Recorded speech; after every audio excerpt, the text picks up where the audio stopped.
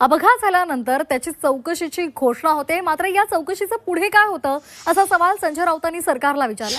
अजित पवार यांच्या विमान अपघातानंतर संजय राऊतांनी बारामती विमानतळासंदर्भात अनेक शंका उपस्थित केल्या। अनेक महत्त्वाच्या व्यक्ती या विमानतळावर उतरत असताना सुद्धा या विमानतळावर महत्त्वाच्या सुविधा नसल्याचा दावा राऊतांनी केलाय।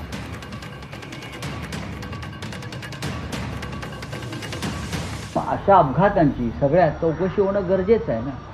आम्ही महाराष्ट्राचा एक महत्त्वाचा माणूस त्यात गमावलेला अजित पवारांचा, त्याची जबाबदारी DGCAला घ्यावी लागेल। अशा प्रकारचे एअर स्ट्रीप किंवा विमानतळं तुम्ही चालू कशी देता?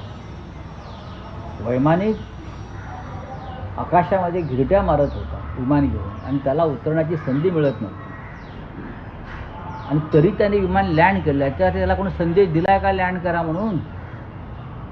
व्हिजिबिलिटी नाही म्हणतायत, ATCची यंत्रणा नाही आहे तिकडे। पहा ना जाऊन तुम्ही, ATCची यंत्रणा नाही, रडार व्यवस्था नाही।